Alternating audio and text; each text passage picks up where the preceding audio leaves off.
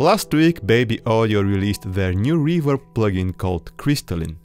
In this video, I'll be discussing whether it's worth buying it, and I will give you a rundown of the most important features that set it apart from other reverb plugins. First of all, I think one of the main selling points of this plugin is the user interface. Other reverb plugins that have such simple user interfaces are usually not that flexible, and plugins with a lot of features and flexibility are often very complex to program with a lot of parameters on display and maybe a bit confusing, especially to people who are beginners or intermediate. It's a really great achievement to combine simplicity with flexibility, and it's really nice to look at as well.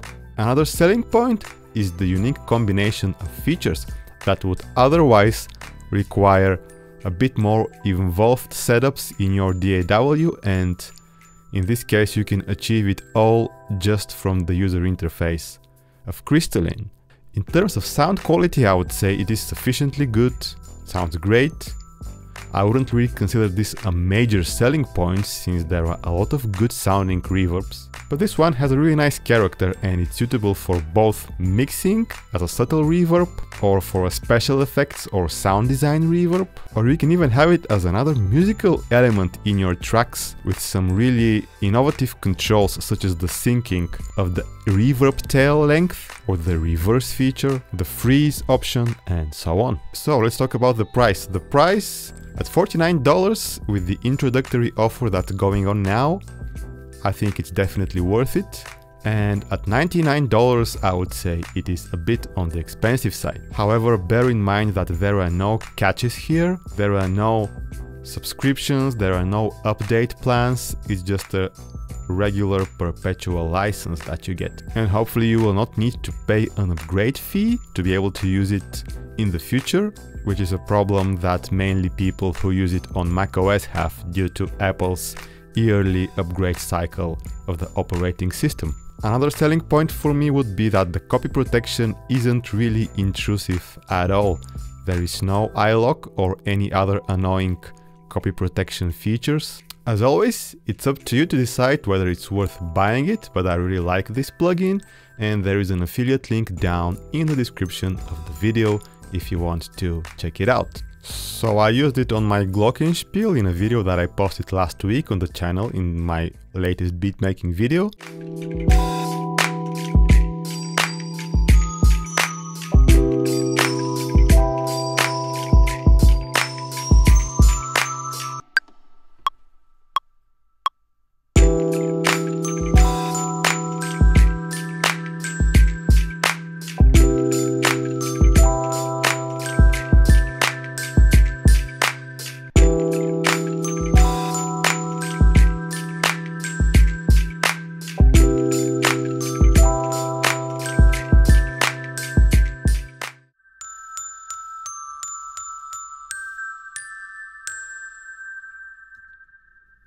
Really smooth and lush sounding reverb. So I will not go into all of the features of this plugin, I will just point out the ones that are really impressive in my opinion. So the first one is the BPM sync of the reverb tail length.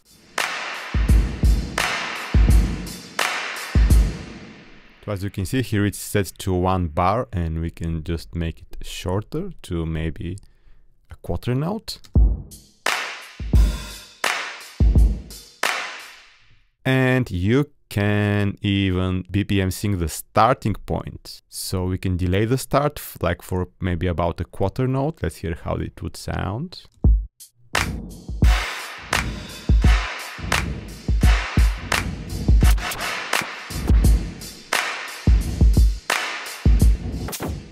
And here is this pitching effect when you change the timing, similar to a tape delay effect. Here comes the other nice feature, the ducker. So this enables us to basically sidechain the dry signal to the wet signal. So this means that the wet signal will duck every time your dry signal hits. So this will make it possible for you to use plenty of reverb while not actually drowning your sound in reverb. So the ducker, let's hear how it sounds.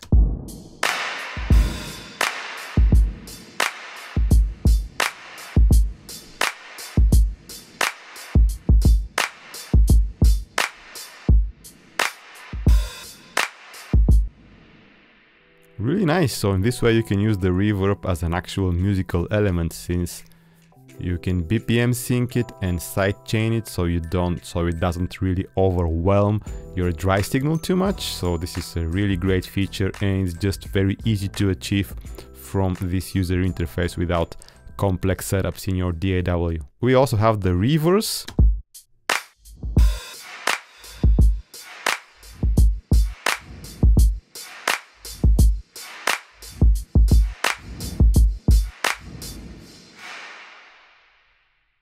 Another cool feature would be the gauge. So this means that the reverb will be cut off when it reaches a certain threshold in terms of loudness. And there is a release setting as to how quickly this happens. So you have this Pac-Man-like icon here. Let's just put it on the clap.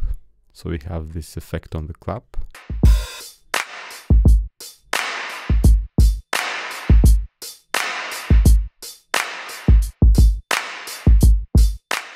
So you can really dial your gating effect really easily. Another nice feature would be the transient control.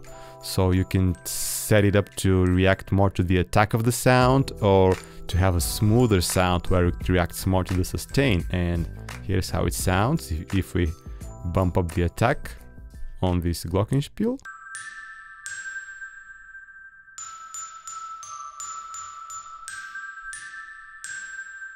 So now I will go more to the sustain side of the transient shaping.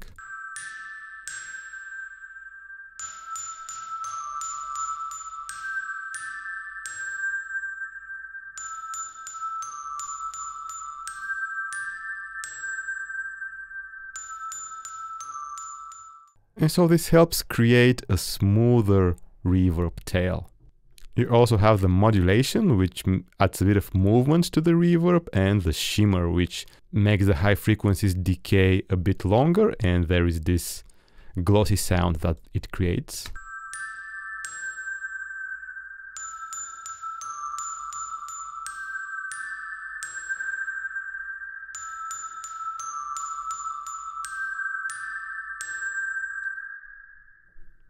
Really nice for these vibey long reverbs.